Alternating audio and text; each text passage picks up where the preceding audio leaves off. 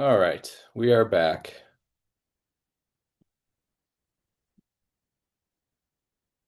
Hopefully, I didn't lose too many people in the AV setup process. But welcome back to another edition of Podchaser Pro's webinar series. This is a very specialized version. So we're going to be strictly talking about faculty podcast guest booking, which truthfully is one of my favorite categories or niches that we work with. A lot of reasons for that, and we'll explain some of that as we go through the presentation today. But really, the core emphasis here is how do we build a guesting engine that's going to be sustainable, that's going to be repeatable, and some of the frameworks and processes we can do to accomplish just that. So we're going to start our workshop today looking at a few statistics, then we'll get into the playbook, and then we'll quickly pivot into podcast media monitoring, and then we'll leave it open for some Q&A towards the end. But first, if you don't know me, I'm Trent. I am the head of growth and strategy here at Podchaser. I have worked with over 2 dozen universities on their faculty guesting programs over the last few years. A little inside context for you here too. Before Podchaser Pro, actually, in conjunction with Podchaser Pro, we used to have a professional services division called Podchaser Connect, which is a fully managed podcast guest booking agency. That agency has since been acquired. So a lot of our clients on the professional services side were universities and specifically faculty guesting programs. So I've seen quite a bit. I know roughly what works and what doesn't work, and we use a lot of this knowledge as we advise our current clients as well. So before we get into a lot of the nuts and the bolts of the process, sort of framing all of this up, there are some interesting data points that I'd like to share with you all. As many probably have come to surmise at this point, podcasts are big and they continue to grow. But how do we contextualize that in a real data-driven sense? So this is courtesy of the Infinite Dial report, which actually just came out yesterday. And what you're seeing here is the monthly podcast consumption chart of the total US population age 12 and over. So what this is showing us is 58% of the US population age 12 or above consume podcasts monthly. Now, as you can see, especially as we compare year over year, that is the highest number that we have seen. And this is very exciting news for all of us in the podcast industry. But it also echoes some of the sentiment that we've seen and heard, whether it's in the news, social media, so on and so forth, where the legacy media outlets, due to pressures from advertising revenue, institutional trust is at an all-time low, especially with some major and traditional media outlets. And as we've seen this almost splintering of media, one of the obvious benefactors of that, of course, is podcasting, where good, bad, right, or wrong, citizen journalism comes to the forefront, and a lot of folks are covering stories, issues, topics that mainstream media doesn't necessarily cover in and of their own right. So, again, 58% of Americans are consuming podcasts on a monthly basis now, which is roughly 167 million people in the US. And while we just looked at monthly, now we can look at weekly, and 45% of, again, US population age 12 or over consume podcasts on a weekly basis. Now, again, looking at some of this data, especially in a year over year analysis, the fact that we had that 5% jump, which of course is more than 5%, is pretty astounding, pretty astonishing. Now, there are, oh, yep, Suzanne, you have a question? I'll type it in the chat.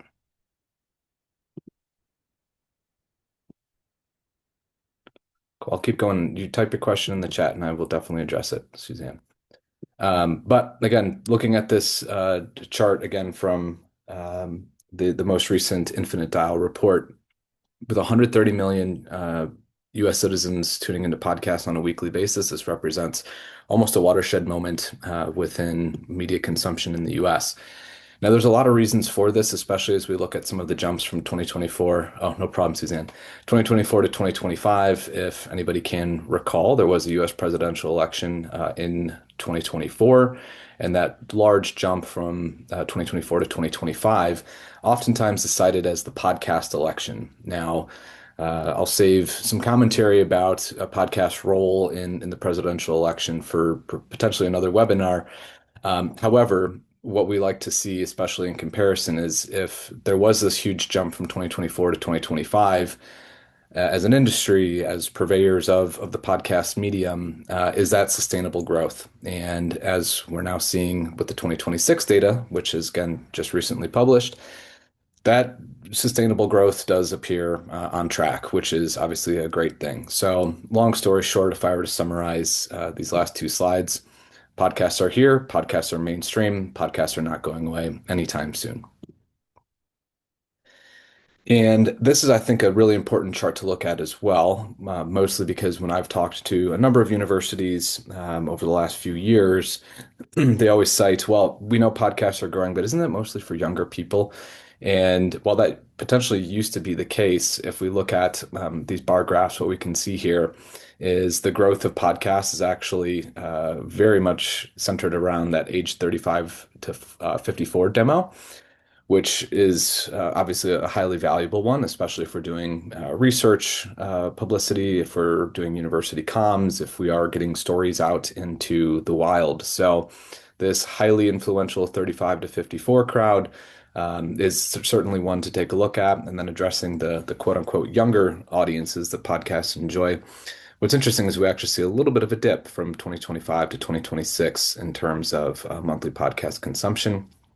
And again, because I've spoken with dozens and dozens of universities over the years, oftentimes when we're talking about faculty guesting programs, a lot of the research that wants to be published and publicized is seeking more of a peer community. So if you have tenured faculty members and they also think that podcasts are simply for the youngins, this demographic chart right here is one I would put in front of them if they have any hesitancy towards podcast guesting, because some of the biggest growth that we're seeing in terms of monthly consumption is actually coming from that age 55 and above cohort. So again, 68% of US population age 35 to 54 consume podcasts on a monthly basis, and that is simply astounding, especially coming from where we're at in 2023. Whoops, this looks like this image didn't pull over, but what this image is supposed to show is there are 51 million podcasts that mentioned new research or new study between February 7th and March 9th of 2026 reached a combined 51 million US listeners. Now, that's obviously a huge number, and that represented something like 2,000 podcasts or 2,000 podcasts and 3,000 some odd mentions. So when I send this deck out, I'll make sure that this image is not broken because it does have some very good stats here too. But the reason why I'm showcasing this reach is specifically to kind of warm us up to the idea that podcasts are a very fertile ground for new research and new studies.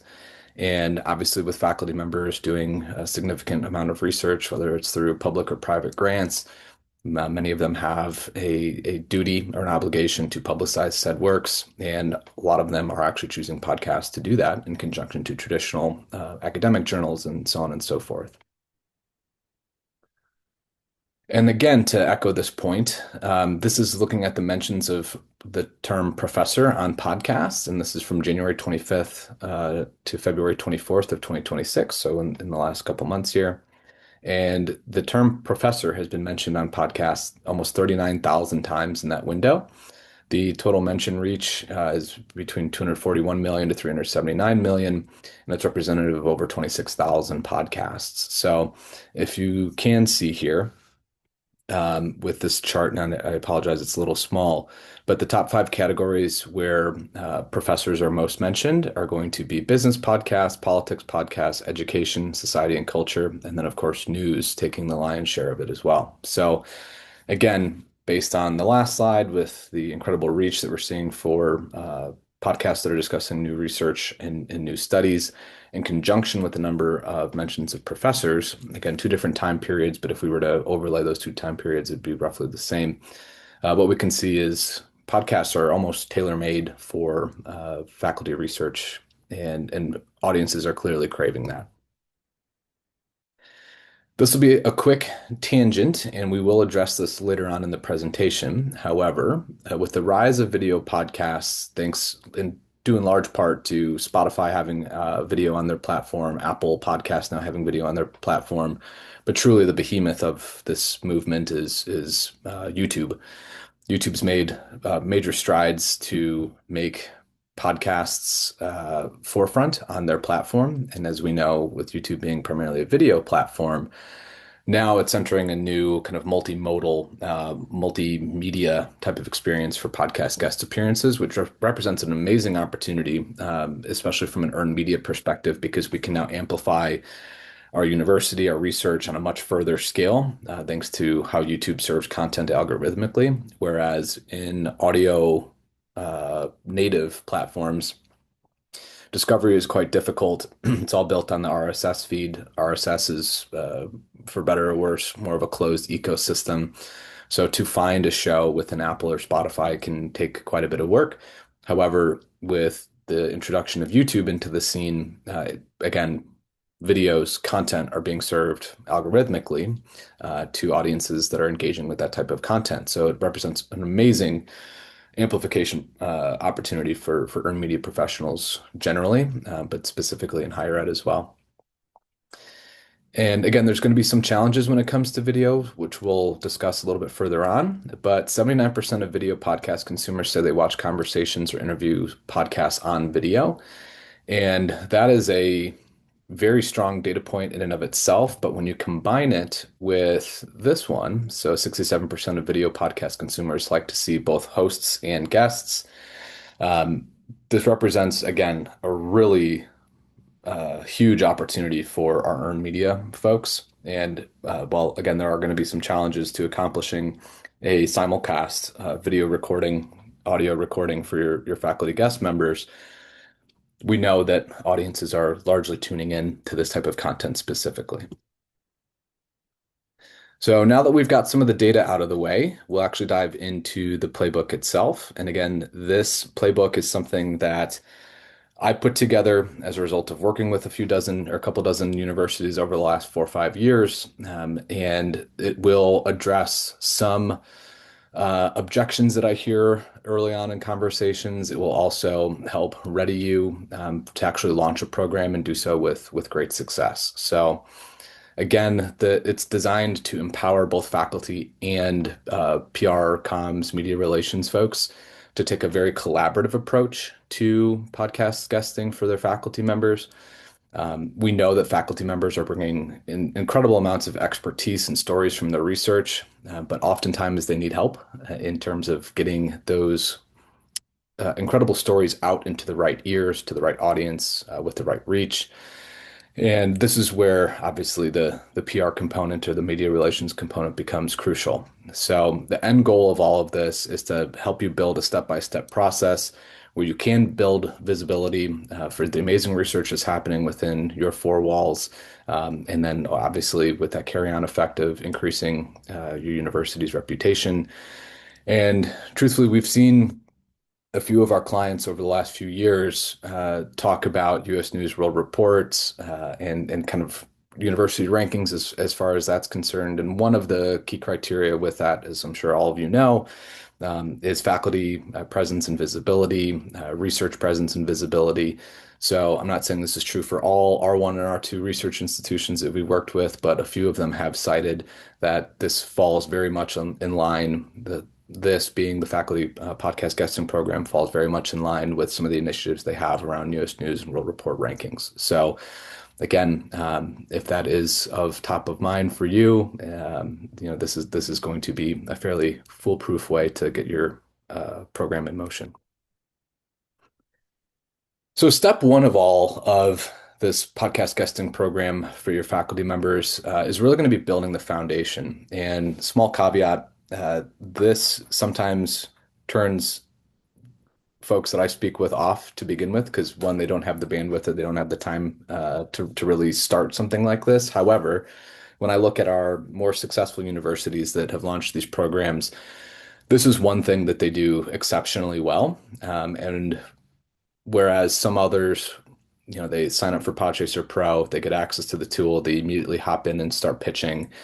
And while you can have success doing that, well, we've seen it work, of course. What we really try to instill is a more pragmatic approach, and that's why we talk about building a foundation first. So when this starts, we do think it's crucial to help to establish an online presence. So there's a lot of reasons for this, but podcast hosts and producers are typically seeking guests who have demonstrable proof of work, and they want real evidence that this faculty member, this researcher, this expert can parlay all of their very technical, sometimes jargon riddled language into a message that's going to provide value to a non-academic or a lay person.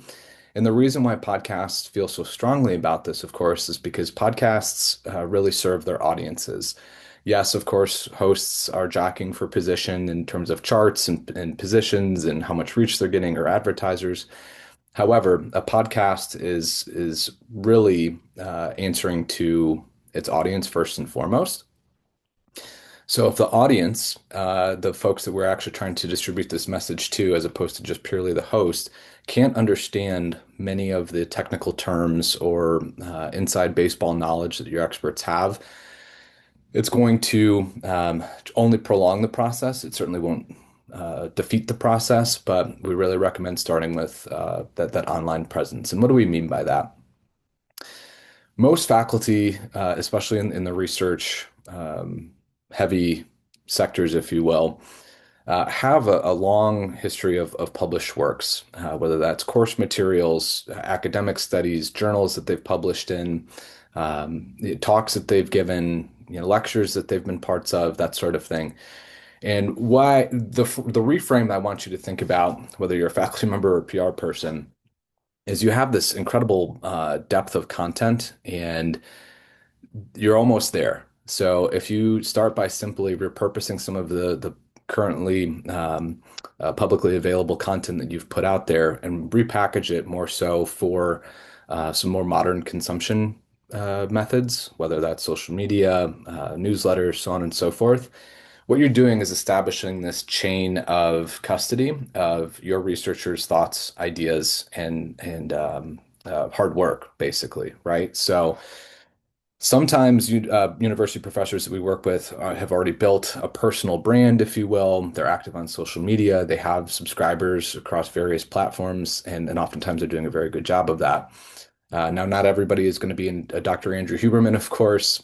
However, thanks to advancement of AI and content repurposing, the ability to take a 27-page article that was written in an academic journal and translate that into something that's accessible to a non-academic audience is infinitely more available now than it ever once was. So this is where the collaborative spirit really starts to rear its head. And this is where we see university comms folks, PR folks, media relations folks, you can take a more central role in a lot of this. And this can look like editing that jargon into relatable language. It can be assistance with creating visuals, scheduling posts, these types of things. So again, we want to build that proof of work, that body of knowledge in a way that's going to be accessible for a larger audience, because as we know, podcast hosts are going to triangulate on experts that not only are incredibly well read, well thought, well researched, but also can communicate that in an effective way. So again, we're really building that corpus here in conjunction with them. In terms of content channels to prioritize, I think there would be a few call outs here, especially for a more academic audience. And a few of these are going to be X or Blue Sky. So these are going to be great for quick insights, threads, and real-time discussions. Substack or Medium, these are going to be longer form, text-based, of course. If you have a professor or faculty member that has dedicated, their life's work to publishing in journals, obviously this is going to be a lot easier to accomplish going from text-based to text-based.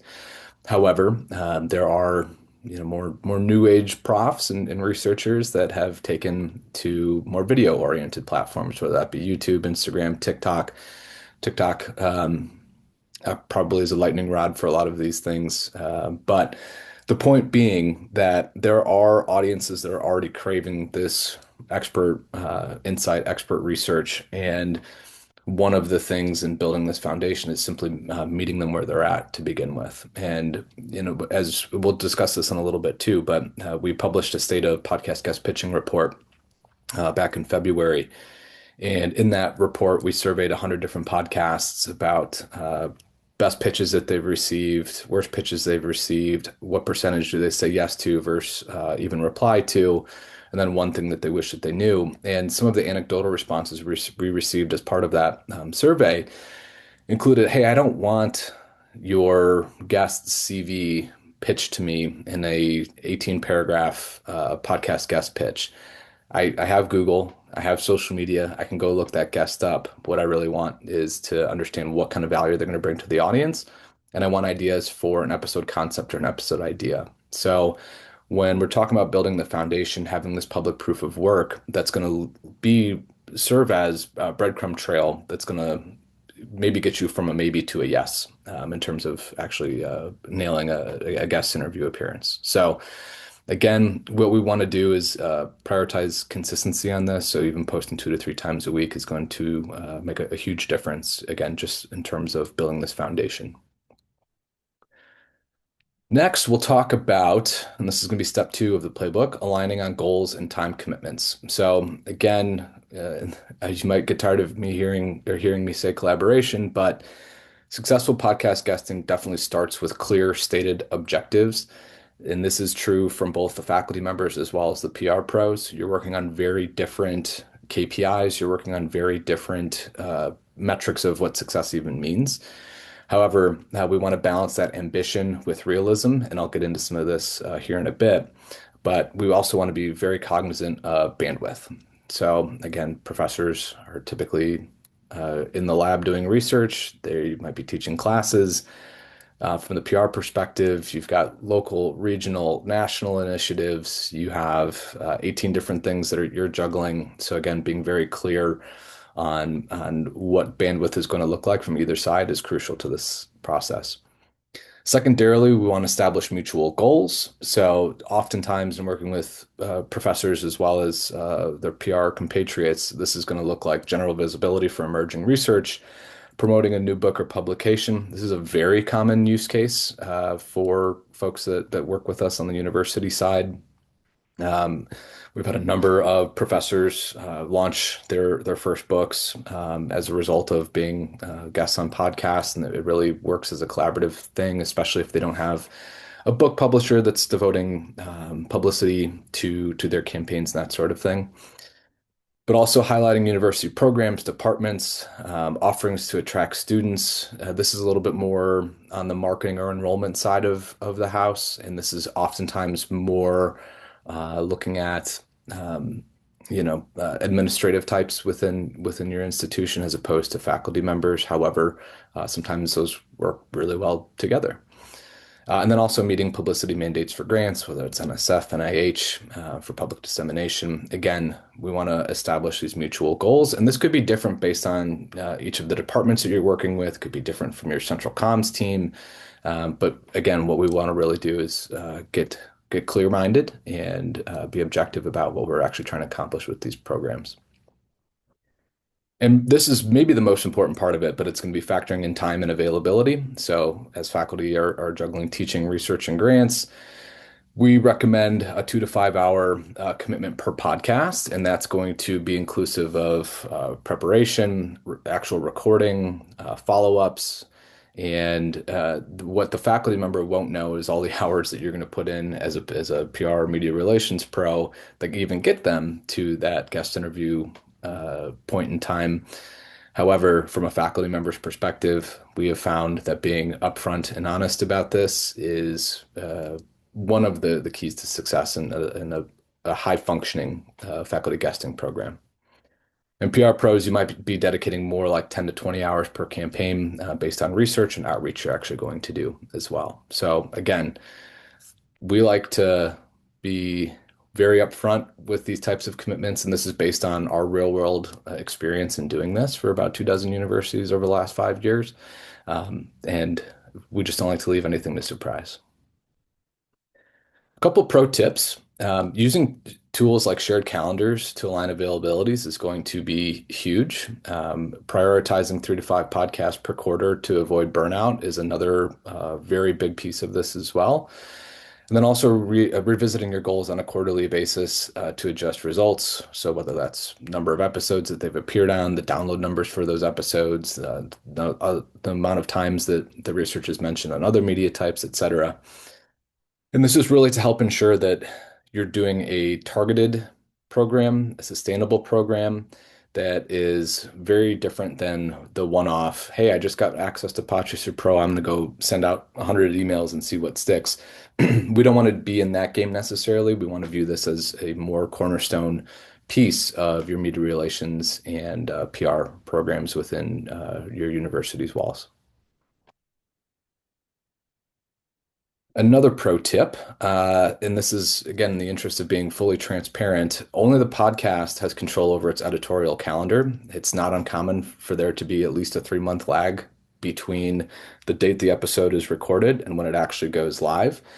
The worst case scenario that I've seen with this, we were working with a graduate school of business on the West Coast, had a faculty member who was part of the GSB. And they recorded the episode in December of 2023. That episode didn't go live until January of 2025. Now, this was a huge podcast, a lot of awards and accolades, and they had enough content in the hopper, quote unquote, that was the lag from the episode record date to when it actually went live. Now, obviously, that's going to be an outlier. However, I would say that using that 3 month window is going to be useful as you consider campaigns and which professors you're even going to invite into this program, because you have to think about your campaigns 2 to 3 months into the future. And what does that mean? So, right now, obviously, we're in the middle of March, and if I'm looking 2 to 3 months into the future, the stories that are more relevant today might not be as relevant given that time horizon, right? So if I have the grand opening or unveiling of a new research center or institute on campus, and I really want to maximize publicity around that, and we know that institution is being opened on June 1st, let's say, that gives me enough time to build this up, do my research, send enough outreach, hopefully land a guest interview, and that interview goes live in conjunction in and around that June 1st date. Now, again, I'm mentioning that we don't have control over the editorial calendar because even if you say, hey, we'd really love for this episode to go live before June 1st, because that's when the research center is opening, the podcast is going to say, okay, well, we'll do what we can, but we already have, 40 interviews set up in our hopper. So again, you want to be cognizant of this. I like to frame this in terms of aligning with tentpole moments or events. If you are in a more medical or adjacent field, or you're working with faculty members in medical research, that sort of thing, there are going to be a few tentpole moments and events that you'll want to take, some level of concern with, and those could be, Breast Cancer Awareness Month, colon and endoscopy month. I mean, there's a whole host of medical and related types of things. And in working with a lot of podcasters over the last 5 years, they are genuinely seeking content and expert content at that for a lot of these tentpole moments and initiatives. So if you can start thinking about this and planning your campaigns around some of these tentpole moments, it's just going to serve you very, very well, and as opposed to doing these random acts of pitching. Trending news can certainly bring experts to the forefront, and I'll give an example of this. We were working with a Big Ten institution, and they had a handful of professors that were some of the foremost experts on Eurasian politics, right? And it was a bit of a slog to get some of their appearances booked up until Russia invaded Ukraine in 2023. And while, again, these folks were certainly highly qualified and had done extreme amounts of research in their fields, before the invasion, we were seeing that they were mostly getting yeses from military history podcasts, some global geopolitical podcasts.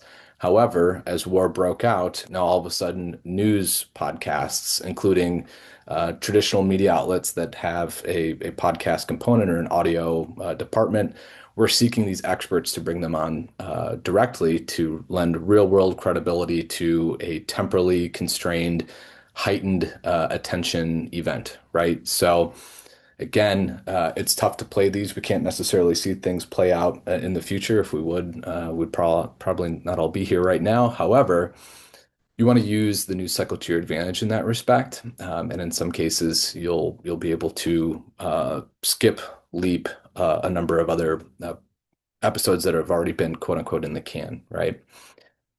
With all of this being said, faculty availability plays a major role in all of this. So as we look towards the summer months, again, looking 2 to 3 months out, we know that a lot of universities are going to break for summer in that time window. So sometimes what we'll see universities do, especially over summer months, is get more of their administrators out into the public ecosystem, specifically through podcasts, but also keep a few experts on deck for situations that are current, but have shown a prolonged sustainability, right? So whether that's topical news things, obviously something near and dear to all of our hearts is the research and funding cuts that have been happening from the federal level. Talking about these types of things, ongoing political strife, ongoing, research that's happening in some key critical areas. You always want to reserve a few folks to have on call if and when some of these opportunities pop up. So again, as you're thinking about the construction of your faculty guesting roster, you want to take a lot of these things into consideration. And this is finally where it starts to get fun, or at least it does in my opinion. But we want to identify best fit podcasts, and we can do that with Podchaser Pro. So yes, of course, this is my thinly veiled pitch for our tool and our platform. But once you've established the goals that you have, you can use our tool, Podchaser Pro, which houses every podcast that's ever been published. So we've got roughly 6 million shows within our data set. You want to be able to find key pieces of information about these podcasts, including their monthly and episode reach, the audience demographics for the show. We do that by collecting the social handles for the podcast across YouTube, Instagram, Facebook, and then Twitter/X, which helps us see things like age and gender splits, household income, parental status, marital status, interests, affinities, other brands they follow, other influencers they follow, as well as some job title data and geographic data. And audience, of course, is going to be a crucial part of this, but then also contacts. So every show within our data set has at least one contact associated with it. And then we're going to have multiple. And when we do have multiple, we break them out by role. So host, producer, executive producer, talent booker, showrunner, network rep if the show's part of a network, and that sort of thing. But when we get to the best fit, there's going to be 4 key criteria that we're going to look at, and we'll do that in a second. But you can also start your searches and use your filters strategically. So you might want to start with broad keywords related to the research, such as climate science, AI ethics, public health policy. And then you can use these 30 plus filters, give or take, to whittle in to the shows that are actually going to make the most sense for your campaign, for your guest, for your university. And while this all seems great, right? How do we take a universe of 6 million podcasts and boil it down into the ones that matter most for us? And that is where we'll introduce the content, context, audience, and reach framework, which is something that we built when we were doing about 80 guest placements per month on behalf of our clients. And just a quick tangent about this process. So we really developed it because we had folks working on our team who were doing the podcast guest pitching that came from various backgrounds, various levels of experience. And what we really needed to do is build a process that was both concrete as well as flexible, given needs of certain campaigns. And a lot of them had no experience in PR before, so we needed this to be easy to teach, easy to use, and easy to implement. And again, we want to avoid the random acts of pitching. So, what is CCAR? So, it's you really view this as like concentric circles. So, you're going to start with content. So, which podcasts discuss topics or subjects that are aligned with my client, my faculty members' areas of interest or expertise? This is probably where most people are going to start, and usually it's going to look like a list of keywords or a keyword cloud to which they can speak to. But while that's a very important jumping off point, maybe the next most important part of this is going to be context. So, with context, we want to unpack what kind of perspective or POV these shows have on said content. And this is a little bit trickier and it takes some time to develop this muscle or this habit. However, this could be the difference between someone saying yes and someone saying no, or getting a response at all to your pitches. So, how do we accomplish this? How do we understand what kind of context a show has about the topic that they're speaking to? One of the easiest ways to do this is by looking at the podcast's description, which again you can do within Podchaser Pro. So they typically identify the premise of their show. So what is the topic they're speaking about? What is kind of the frame that they're looking at it through? But you can also find this information in episode descriptions and episode titles. And this is going to be a crucial part of the process here in a bit. But contextually, we can also look at transcripts and we can see, again, is the host asking insightful questions? Are they asking kind of layup questions? Can we deduce what their perspective is on a given subject? And again, thanks to transcripts, and Podchaser transcribes the top 24,000 podcasts every episode they're in. So we've got about 8 million episodes within our data set currently. And our universe is going to be expanding considerably in the next couple of weeks, where we go from the top 24,000 podcasts to roughly the top 150,000 podcasts and transcribing every episode of all of those as well. So again, a lot of clues are going to be left from the contextual perspective in the transcripts, podcast descriptions, and then episode titles and episode descriptions. But getting back to CCAR, the third ring in this is going to be audience. So these shows cater to my client, my faculty's ICP. ICP is basically my target audience, my ideal customer profile. ICP, of course, is going to be a little bit more of a B2B lingo. However, when we think about it in the lens of faculty research and getting that information out there, if we go to a show and we see that their audience is largely healthcare providers, healthcare decision makers, as well as individual contributors within healthcare, and your faculty member is doing some of the foremost research on new trends in microbiology and how that's leading to better healthcare outcomes, and they think that the research is very important for those that are actually working on the front lines. Well, from an audience perspective, we might say that's a fairly strong alignment, right? So again, audience is going to be a crucial part of this as well.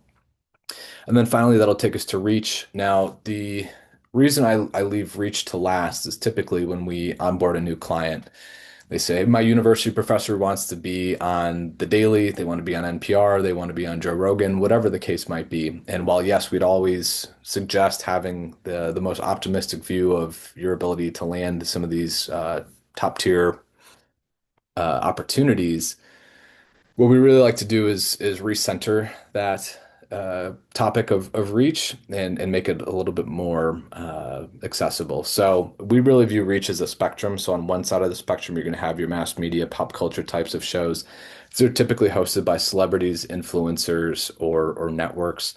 They might go really deep in terms of the number of audience members that they reach on a monthly basis or an episode basis, but their content sometimes doesn't go as deep. So while you'll experience the benefit of huge reach, there's really no assurance that you're truly reaching the right audience, the most impactful audience. Whereas on the other side of the spectrum, these are going to be much smaller shows, typically hosted by subject matter experts, and they might only have 1,000 listeners on a monthly basis. But if those 1,000 listeners are your faculty members, peers, influential folks that are writing checks for more research initiatives, so on and so forth, we don't want to completely ignore that side of the spectrum while we're chasing, kind of the dragon of huge mass visibility shows. So most campaigns that we suggest or help put together for our clients are going to be representative of everywhere along that spectrum. And oftentimes, especially if you've got a faculty member that's not done as much media or certainly hasn't appeared on podcasts before, starting on the latter side of the spectrum is going to build more confidence in their ability to perform within the medium, as well as parlaying that into much larger opportunities down the road. Again, going back to that proof of work, proof of knowledge concept. So why did we develop this? I gave you some of the reasons based on our team structure, but you also need a predictable, repeatable process to find podcasts that are actually going to matter in your campaigns. It's structured enough that you can start from zero and begin this process, but it's also flexible enough for you to use your best judgment. So what do I mean by that?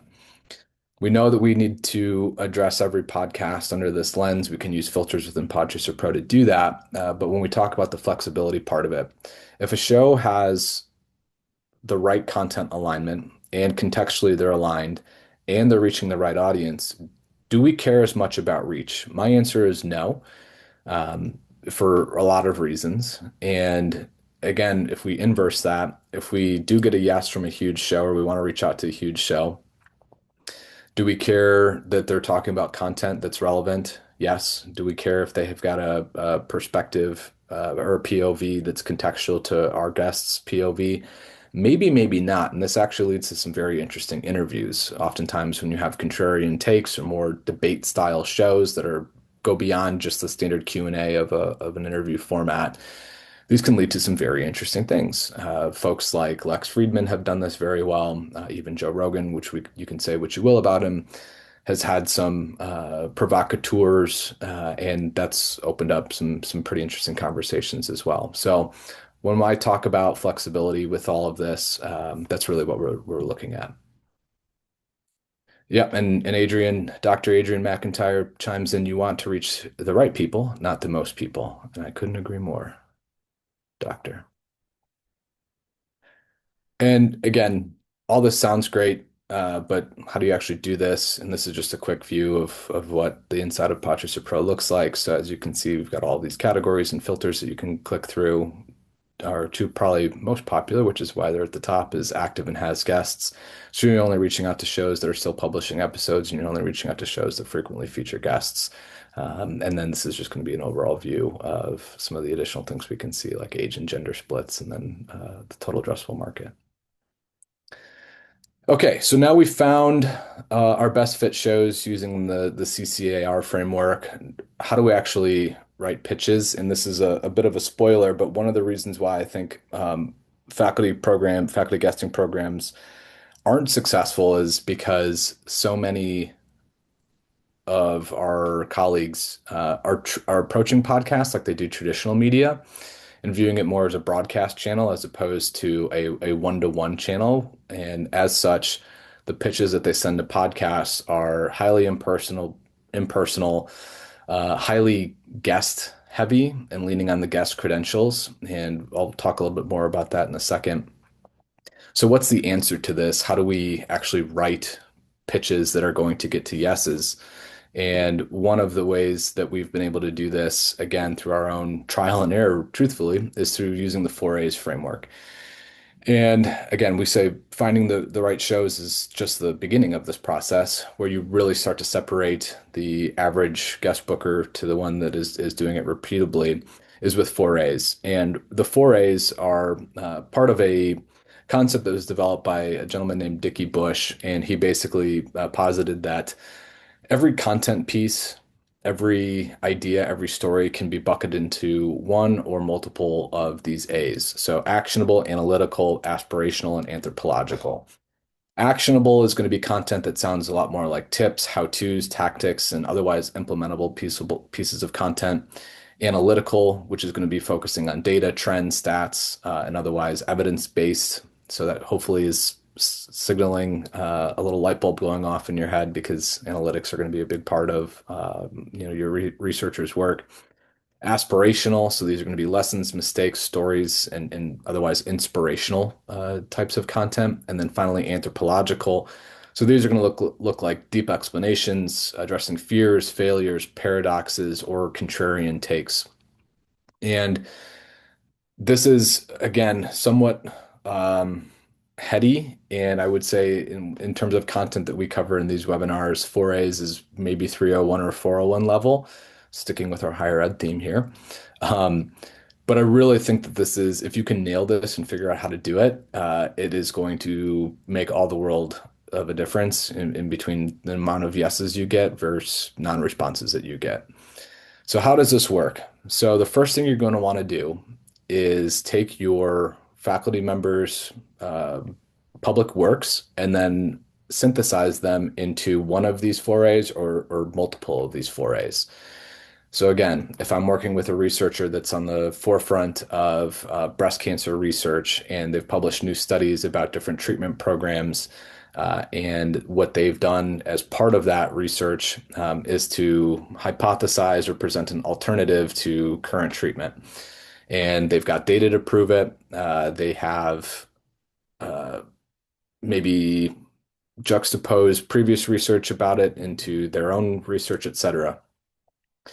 I would look at that from it's both going to be an analytical A as well as an anthropological. So if they've seen that the way that breast cancer treatment has been administered based on the last 40, 50 years of research that's been done on it, and now they're taking a different approach to it based on new technology, new medicine, new availabilities, new, bioengineering, whatever the case might be, that's going to feel largely anthropological.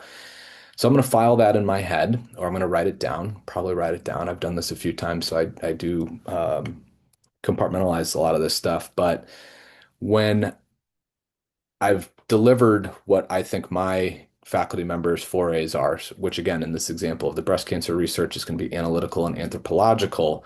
The next step I want to do is look at that target list that I've built through content, context, audience, and reach, and see if any of those shows also possess an analytical or anthropological lens through which they're publishing their podcast content through. And how do I do this? Again, looking at podcast descriptions and sometimes podcast titles. So if in the podcast description it talked about data, trends, stats, and otherwise evidence-based components, and again, maybe it's a breast cancer research podcast and it's called Go Pink, right? Just play with the analogy with me.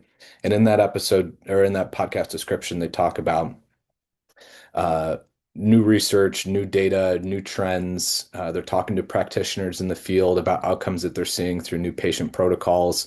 That immediately to me would signal, okay, my guest has this analytical frame. This podcast is addressing their content through this analytical frame. They're not talking about survivorship stories. They're not talking about familial impact of diagnoses.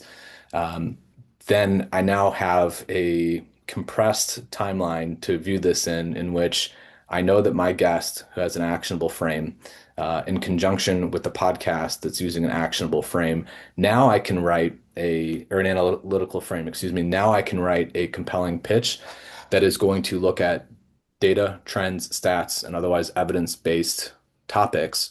And this is going to be really important because, as we've already cited, 63% of podcasters want to be pitched episode concepts or episode titles as opposed to guest credentials. So rather than focus on our guests or our faculty members' CV and where they went to undergrad and the rotational program they went through as they were getting their master's, and then what their thesis was in their PhD program, instead, what we're going to focus on is their actual research. And we're going to surface insights, analytically focused insights as part of that pitch. We're not going to lead with faux flattery, saying, I loved your podcast, truly inspirational, enjoyed, episode 67 of Go Pink podcast. We're going to lead with value that the audience is going to receive. And again, because we've seen the audience data through Podchaser Pro, we knew who's roughly listening to the show.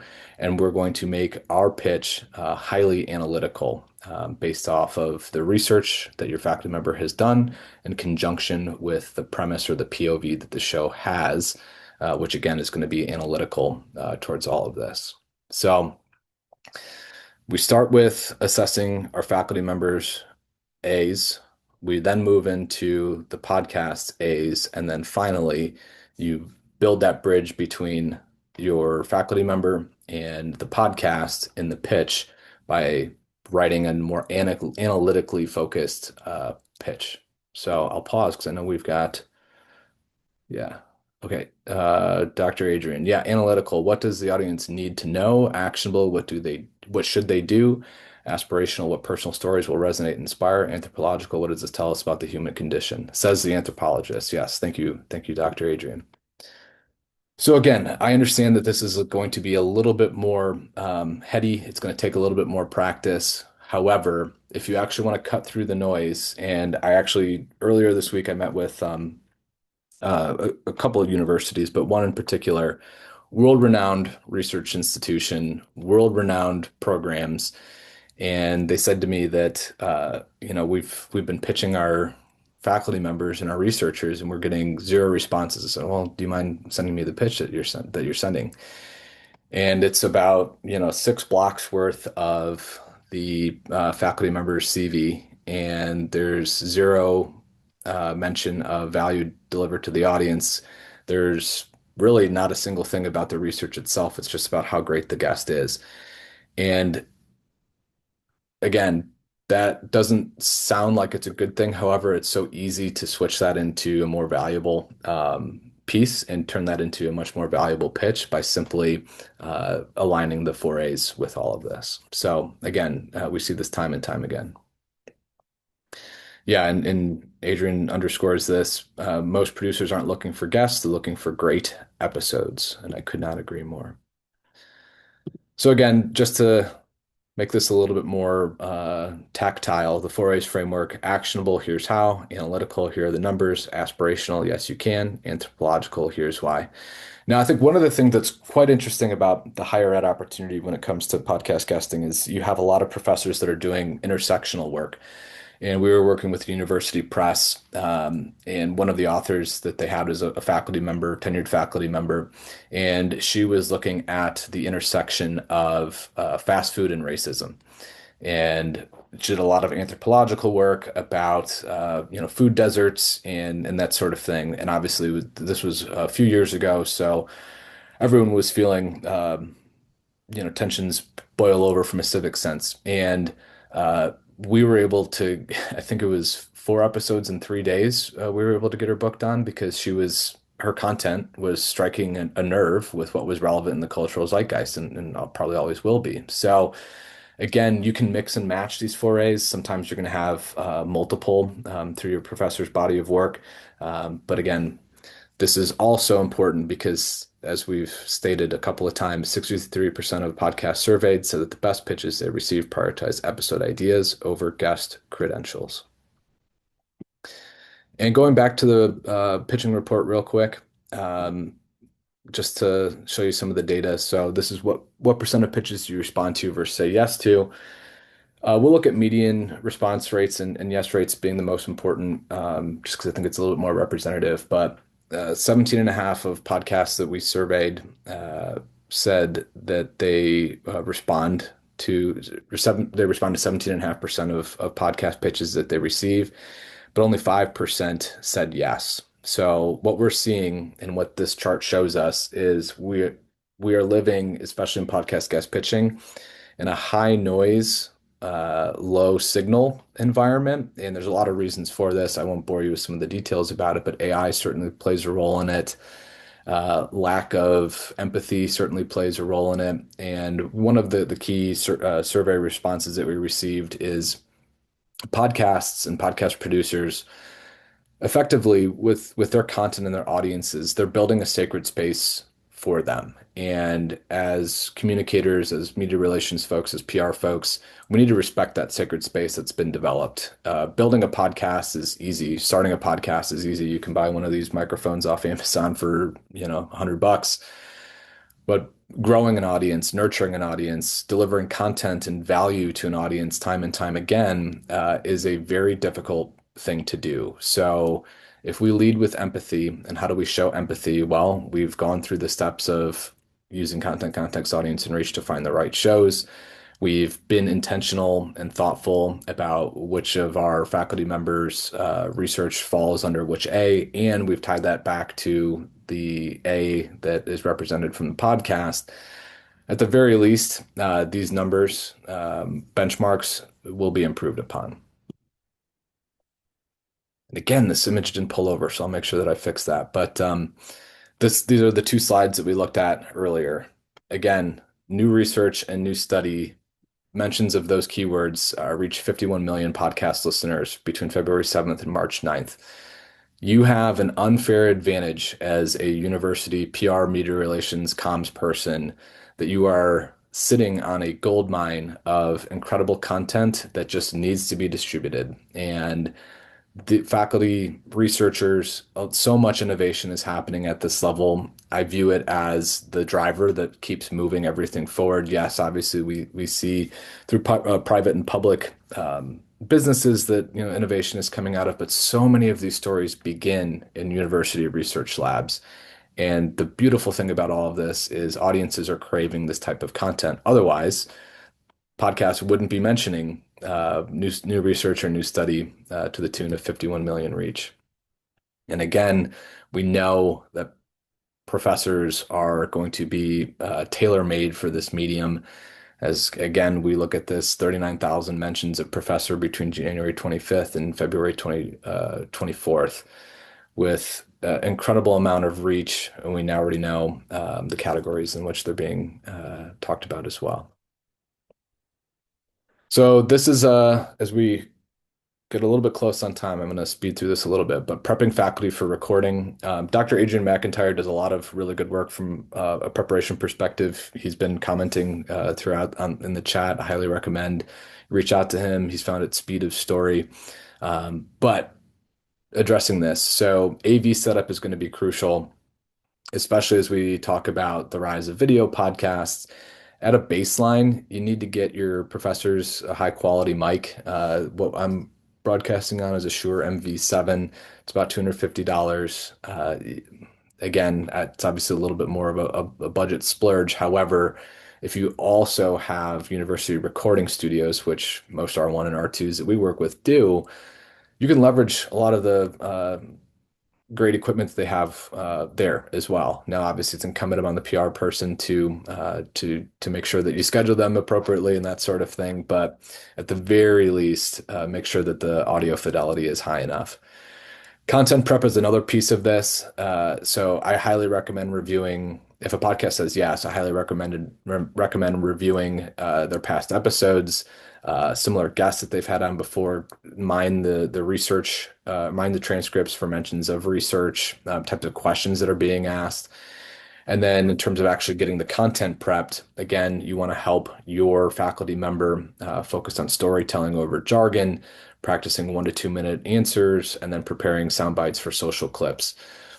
We've talked about this on a number of webinars previously, but this is really important, especially when we talk about the amplification and distribution of content thereafter. You got to have the ability to deliver a poignant piece of information in a guest interview that's not only going to serve in a 30-minute, 60-minute long interview, but will also be clippable for a 1 minute clip that's going to be distributed on social media. Because that is how most podcasts are going to be relying on growth is through social media content distribution. So again, a quick note on the rise of video podcasts. It has introduced some new challenges to this. The days of just logging onto a Zoom recording and hitting go are long gone. Normally, I'm actually broadcasting from my iPhone 10, which is up there. I got a new laptop and I can't get it to connect, but video is going to be an increasingly important piece of all of this. So again, there's a lot of equipment that's going to be available to you in recording studios that exist on your college or university's campus. Also, though, with the rise of video podcasts, so many more are requiring in-person interviews, and obviously that's going to introduce a new logistical challenge, a logistical hurdle. But we've seen some of our clients do really, really well in doing podcast speaking tours. So maybe they'll go to LA, record 3 interviews, 4 interviews over the course of a couple of days, doing this in conjunction with research, conferences, or those types of things can often be very beneficial as well because you can uh, kill two birds with one stone. I wish I had a better analogy, but go with that one. And then finally, amplifying the episode post-launch. So this is really where the rubber meets the road. Once the recording is done, that's not at all the end of the process. You should be able to distribute this content across university channels, the faculty-owned channels, which is why we go back to that foundational piece. This just really builds a ton of momentum for your future endeavors in faculty guest pitching as well. And then also you're going to want to measure and follow up. So you have obviously can look at Podchaser for episode downloads. You can also look at website traffic spikes, media inquiries, and that sort of thing. We're over time, and I apologize that we're over time, but monitoring is also a big piece of the university earned media in podcast pie. I've built out a little map here. Some things you might want to look at monitoring for, but again, you can review this as I send it over. So just to put a bow on it, so why do faculty guesting programs fail? Again, this is from real world experience. Oftentimes there's excitement from the PR or media relations team, and there's not enough buy-in from the faculty. Oftentimes this is also vice versa. So a faculty member says, I've published my new book. It's coming out in May. I'm not getting enough support from my PR team. I'm just going to go buy a Podchaser Pro license myself and get myself booked as a guest on podcasts.